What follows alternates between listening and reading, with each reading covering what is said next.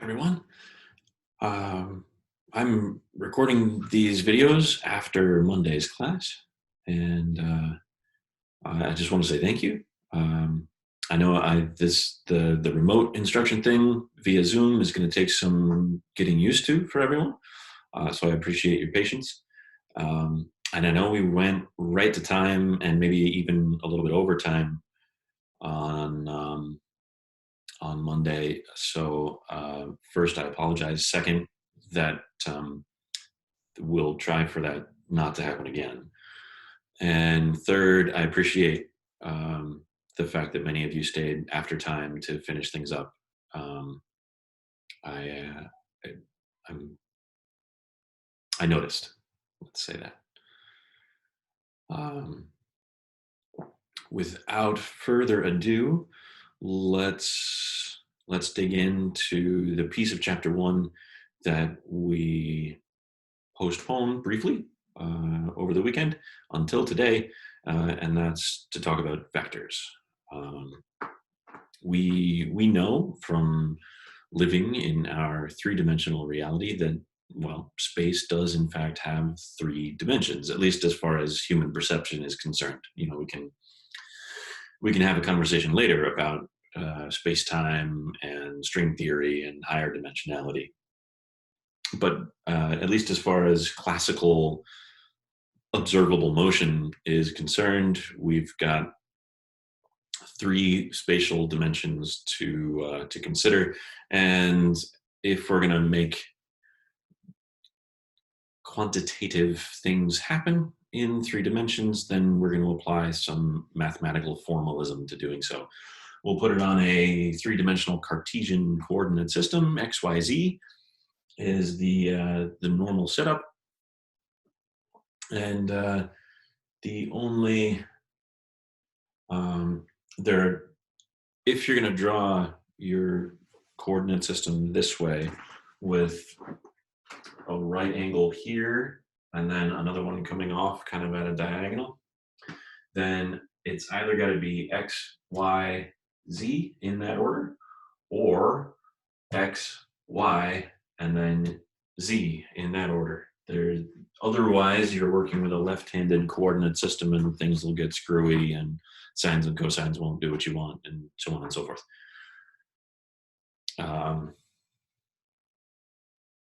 In a 3-dimensional drawing, I'll keep it this way. So X and Y is, at eye level, and Z goes up from that.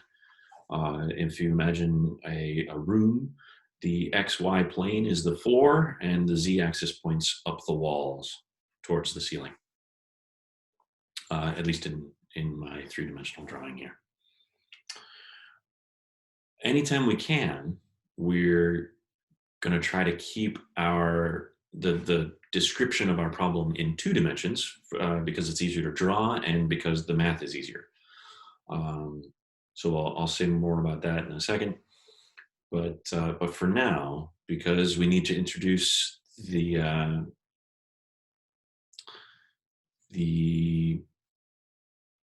variable type called vector, and we want it to be as general an introduction as possible, let's introduce it with 3 dimensions.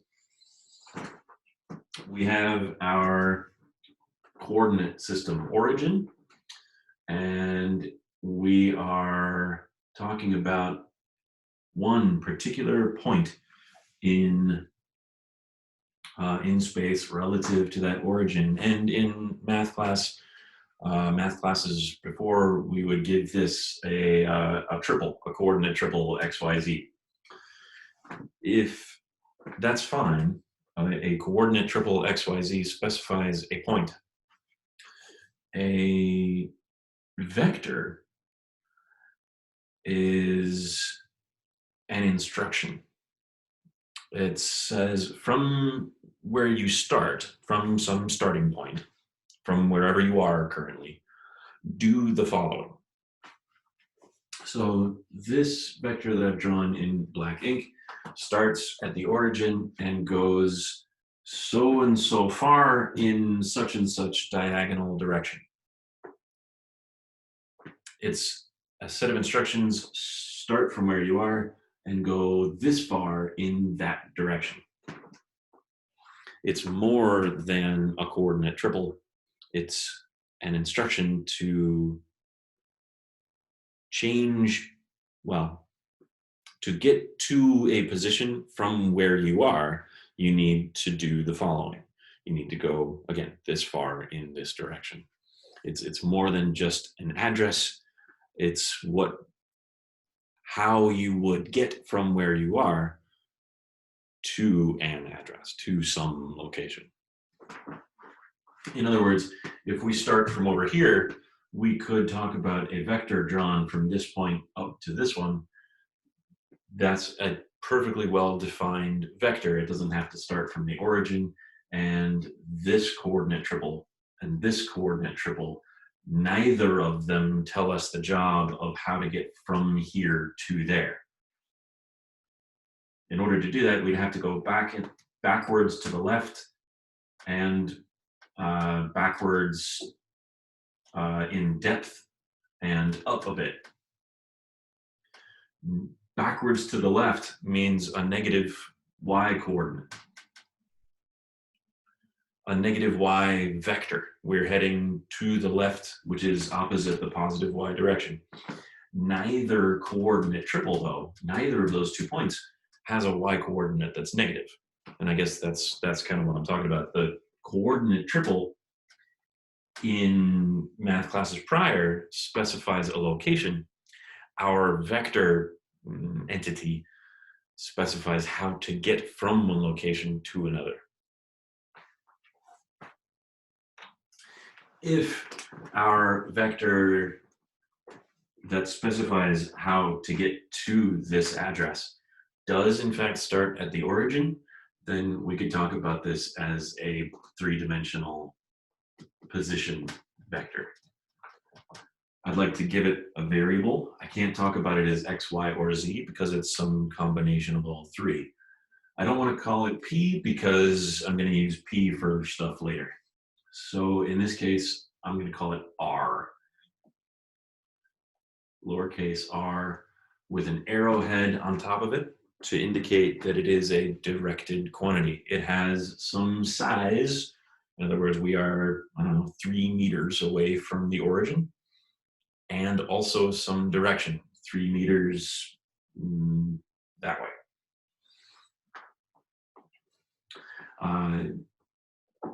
R you can think of as the fact that this is like it's kind of like a radius. If you imagine the set of all points 3 meters away from the origin, that's a sphere.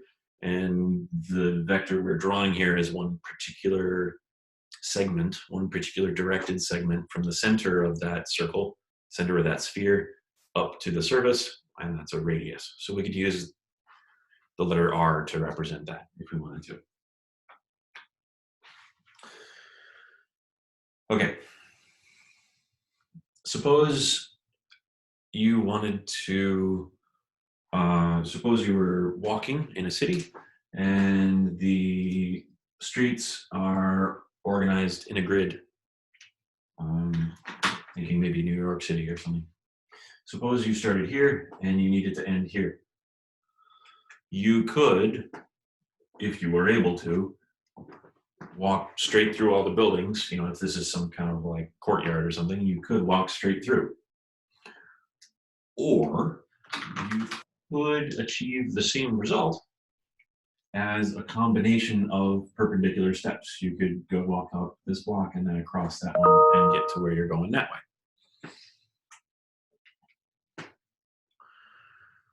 So we could actually follow vector r to get from the origin to our address in question.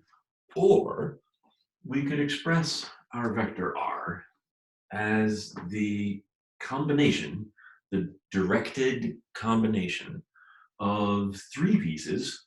Imagine like a 3-dimensional city block. You're going to go up a floor, of a piece along the x-axis, a piece along the y-axis, and a piece along the z-axis.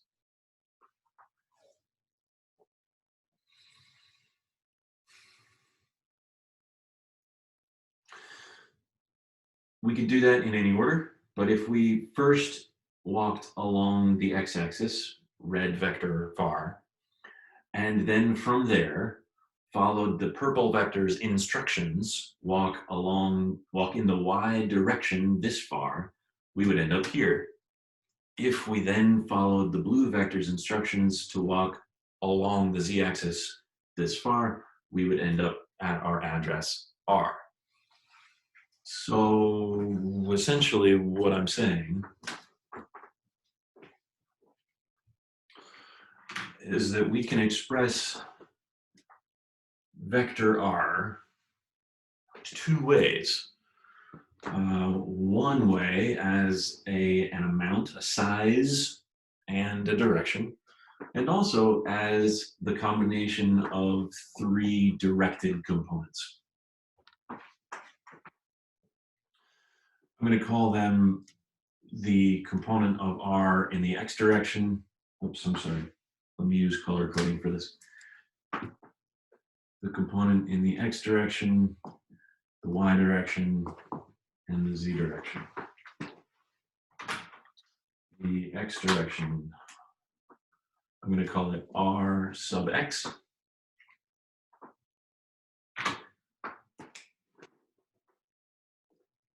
R sub z, and R sub y in those colors.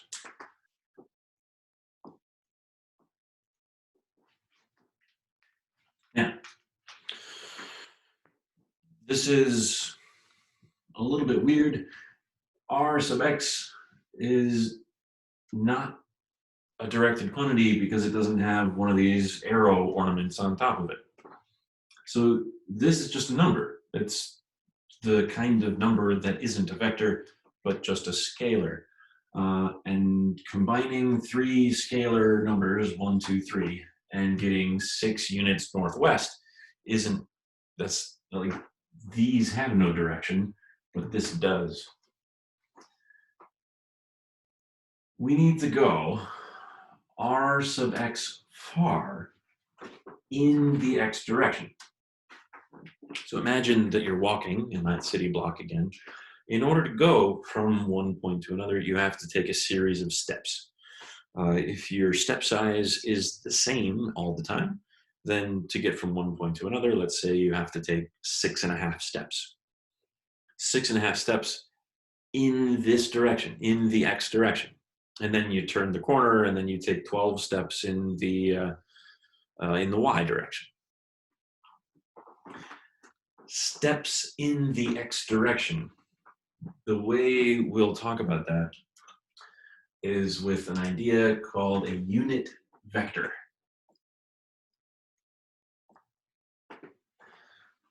I'll use the lowercase I, and I'll put a triangular hat on top of it. And in fact, when I say this aloud, I'll say I hat. This is a vector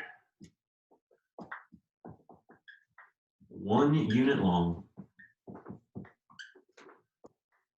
in the x direction. And it will always be a vector 1 unit long in the x direction. Anytime we see I hat, it will always mean that. In the y direction, I'll use j. And in the z direction, I'll use k. So this expression, R sub x I hat, means take a number of steps in the x direction. How many steps? R sub x of them. So this expression, R sub x times I hat, that's this red arrow. Its direction and its length. What's its direction? The x-axis. How do we know? I hat. How big is it? Rx. That's how long that arrow is, because we took R sub x steps, each of them a unit long, so altogether the thing has a length of R sub x units. That means this expression is a vector. So I guess we should call it R in the x direction vector. I mean, it feels a little bit redundant, a little bit sort of unnecessarily formal, but if we're being very technical, then yeah, I think we need to say that this is R sub y vector as drawn, and that this is R sub z vector. So that we could write this expression as the fact that R is the vector combination of an x piece, a y piece, and a z piece. If we needed to work with the individual magnitude, the individual size of these components, then we're unpacking each of those expressions, each of those vectors, as a direction and an amount, a direction and a magnitude. These magnitudes can be positive or negative, right? Indicating to the right or the left, or up or down, or forward or back. Just like in the last series of videos, we used positive x coordinates to mean to the right and negative x coordinates to mean to the left of the origin. A negative size here, negative r sub x, would mean that we took so and so many steps in the x direction in the opposite of the x direction. We took 7 negative steps. We took steps backwards in the x direction. So just for r sub x, suppose r were negative. The other thing we could do is group the minus sign with the unit vector instead. How many steps are we taking?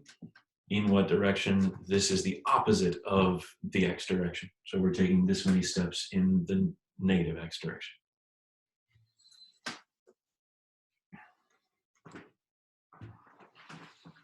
Okay, cool.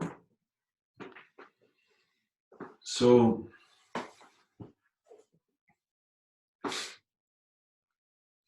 how big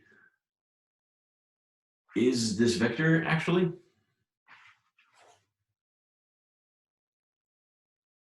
Well, it's a 3-dimensional, it's the distance formula, right? It's what is the distance between the origin and this address here at the end of the vector. The 3-dimensional distance formula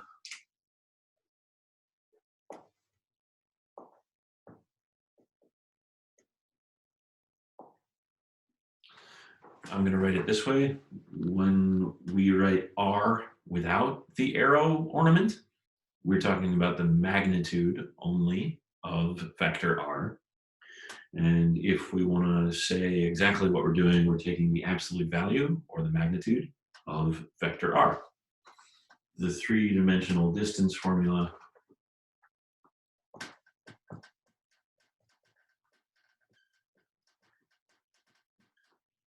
we square the components and add them and then take the square root. Finding the angle at which this is directed is something of an issue because there are multiple angles we're going to need. We need to be able to talk about the angle that we are making in the xy plane between the red and the purple, and then also the angle between that whole plane and the vector in question. So we would need 2 angles to talk about. We could do it. It wouldn't be the worst thing. You know what? Look, we wanted a general introduction, so let's talk about it. Vector R, if we look from above, makes a shadow on the xy plane that looks like this. Angles that, like we're used to, are measured counterclockwise from x to y in Counterclockwise from X towards Y. Okay, so this angle, I'm going to call this theta.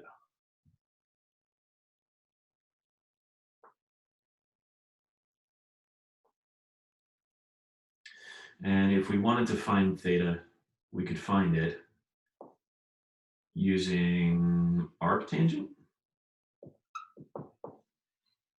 opposite, which is the y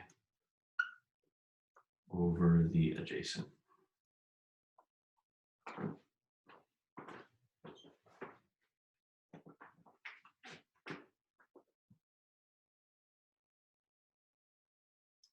If we wanted to find, that gets us this direction.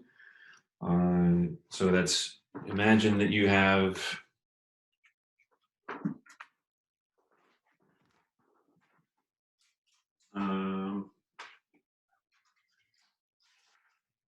some sort of pointer, some sort of thing. You're starting in the X direction, and then you turn through an angle theta, so that now you're somewhere between the X and the Y axes, the X and the Y direction. Then we also need to know the angle to which you need to elevate the one side so that we're pointing in the direction R. That's usually measured, the way it's usually reported is from the Z-axis. From the Z-axis down.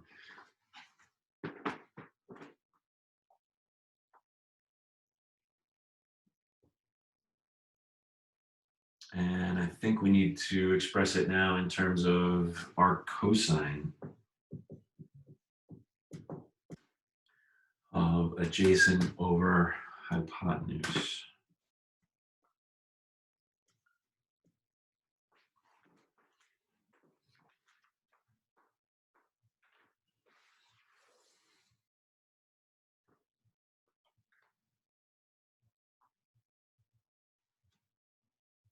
If we wanted to go the other way, say, for example, I told you the magnitude and the two angles, how could we get to the individual components? Well, this one's done for us. RZ is our cosine of that angle. And then our sine of that angle gets us this dashed diagonal here. It gets us the other side of that triangle. So the opposite side over the hypotenuse. So our sine of phi gets us this, which is the hypotenuse here. So we can use sine and cosine to get from here to Rx and Ry. Okay, so let's see what that looks like.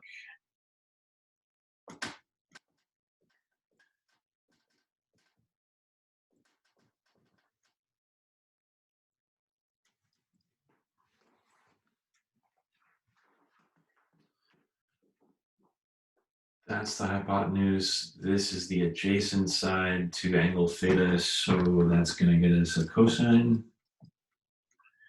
And our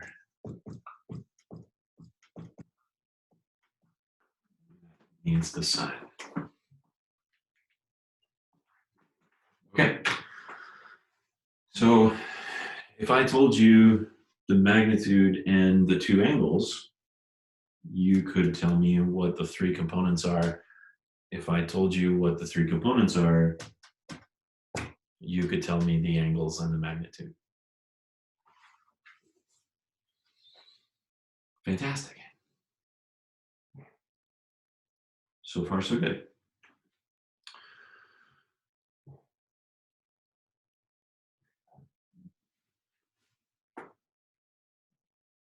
What if, just hypothetically, what if the vector that we were talking about were only in 2 dimensions?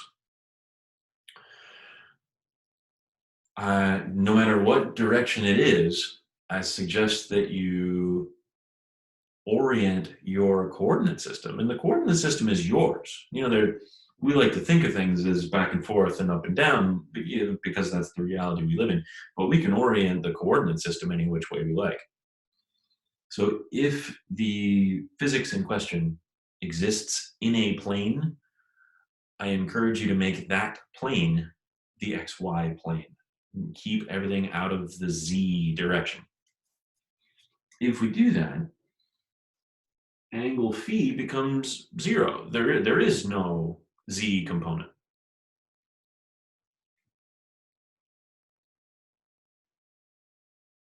Oh, I'm sorry.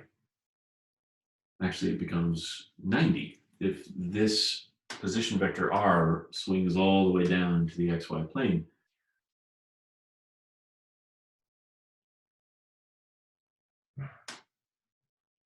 but the cosine of 90 degrees is 0. So the z component of the vector in the xy plane is just 0.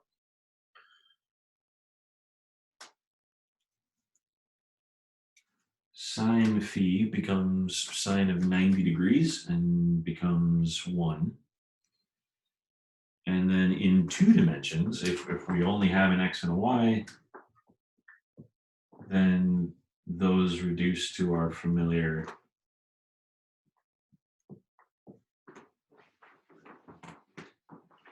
r cosine and r sine.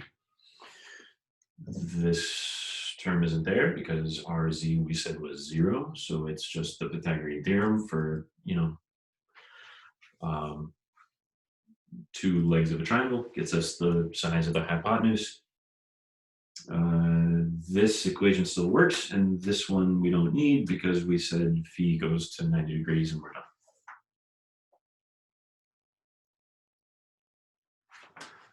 Just skip that because r sub z is 0.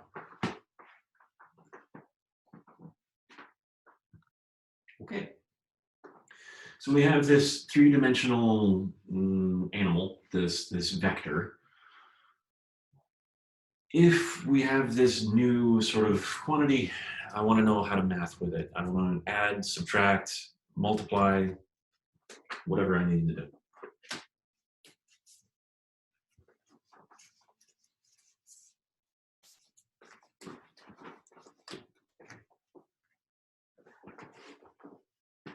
Suppose we have two vectors.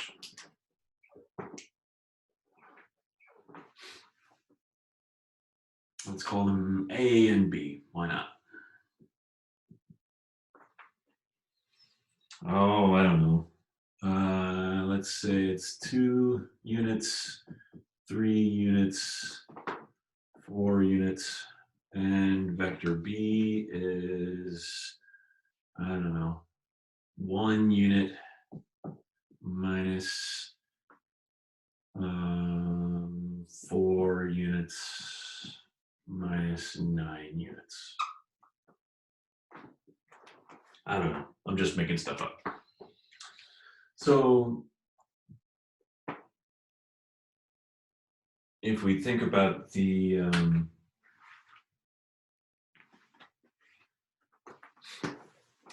four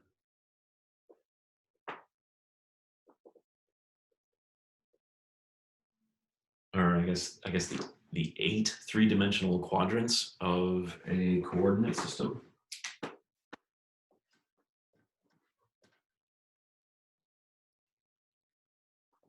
X, Y, Z.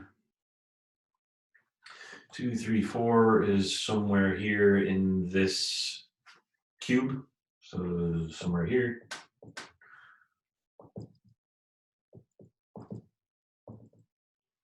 And 1, -4, -9. So we're a little bit this way, a little bit that way, and further down. So that's down here someplace.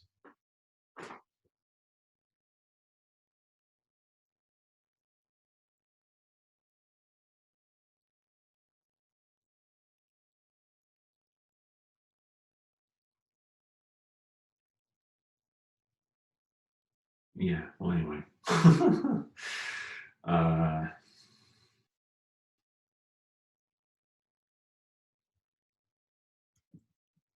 -9 that way.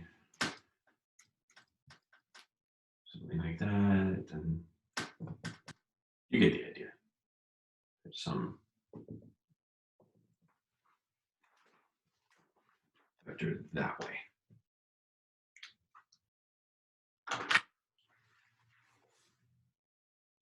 Very hard to draw in 3 dimensions, which is one of the reasons we try to keep ourselves in 2 only. How do we add vectors? And the answer is exactly like we might want to. A plus B. All right, well, let's write what it says to do.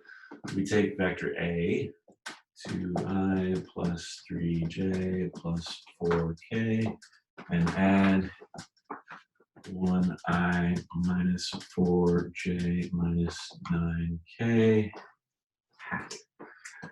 And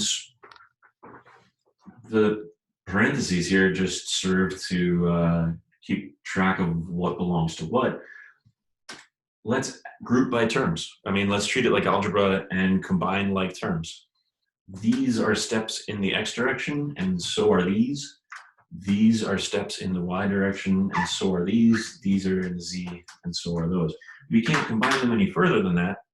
Steps in the x direction are not at all steps in the y direction or z. So if we're talking about a total of 3i hat, well, the other numbers don't get to play because they're not in those directions. So we're talking about 2i plus 1i, so 2 plus 1i hat, plus 3 minus 4j plus 4 minus 9k. In other words, 3 plus negative 4 and 4 plus negative 9. So we get an answer, 3i minus 1j minus 5k.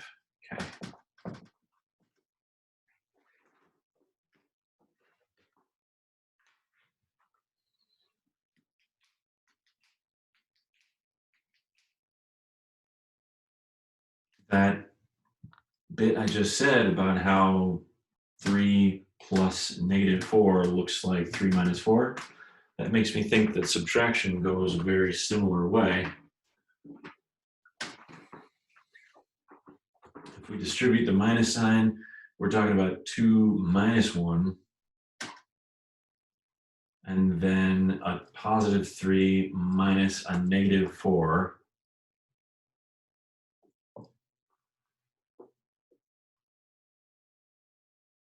Well, hold on a minute.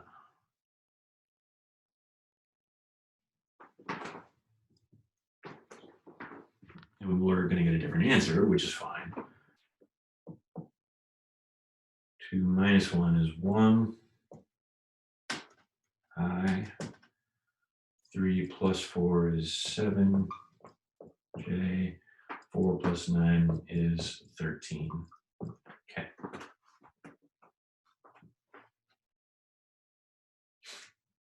Okay, so we can add, we can subtract, totally fine. If we wanted to keep things very, very clear, we could rewrite this as, sorry, one second. We could rewrite this as 3 plus negative 4, okay, and 4 plus negative 9, okay. And those pluses, we could make subtractions according to this convention.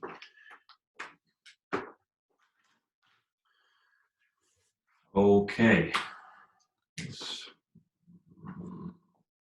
word notation here. We can add, we can subtract. Adding, we've already talked about what that means. Adding two vectors means doing one, ending up at a place, and then from there following the instructions of the next one.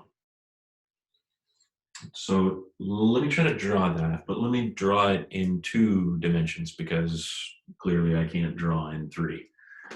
So let me just erase the z component there, and then we can erase the z component here, here, and all of that, and all of that. So what does this actually look like? Well, vector A, 2 units this way, and 3 units this way. That's A. Vector B is 1 unit this way, and 4 units this way. A plus B means follow the directions of A, and then from there, follow the directions of vector B. In other words, from this address, go 1 unit to the right and 4 units down. So 1 unit to the right and 1, 2, 3, 4 units down. So this address is our new address after following the directions of B, having started from where we ended up after we followed the directions of A. And this is our new position relative to the origin. 3 minus 1. If we subtract, well, okay, now wait a minute. I'm just going to call this vector C for clarity here. A plus B equals C.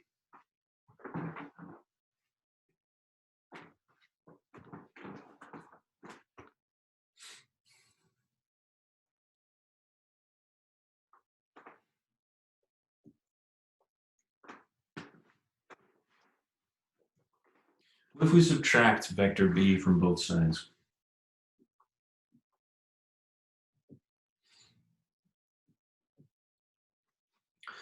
The subtraction of 2 vectors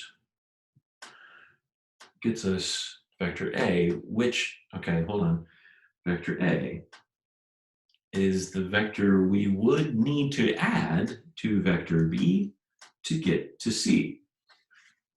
Subtracting 2 vectors means what is the vector difference? How much do we need to make up? It's very like actual subtraction. 8 minus 3 is 5 because we would need to add 5 to 3 to get 8.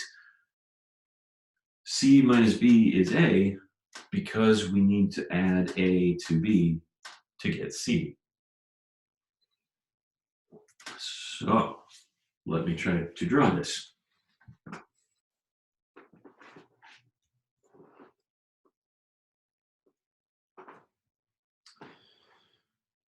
A minus B. What do we need to add to B to get to A? Well, from B to get to A, we have to go 1 to the right and 1, 2, 3, 4, 5, 6, 7 up.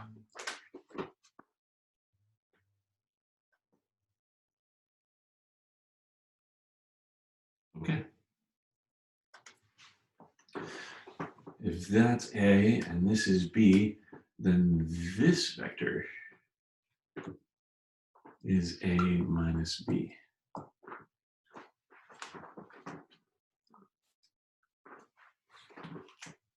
And vector subtraction, it's always going to end up that it's from the second point up towards the first one.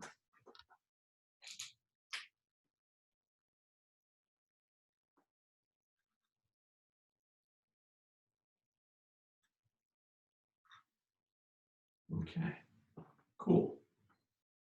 So we can subtract, we can add, can we multiply?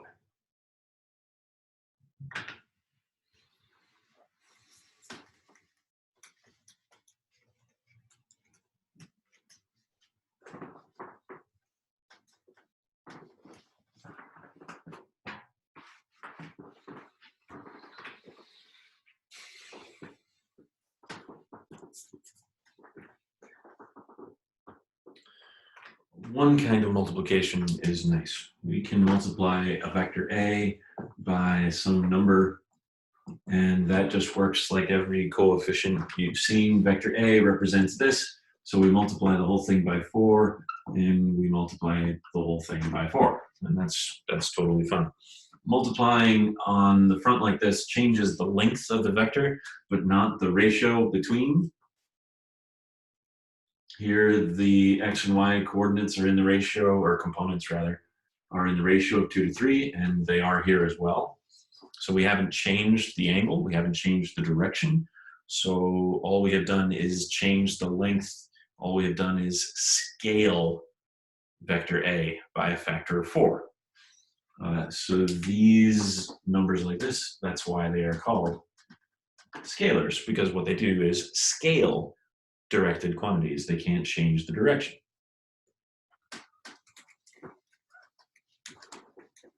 Okay, so we can multiply a vector and a scalar. That's fine. And we multiply two vectors.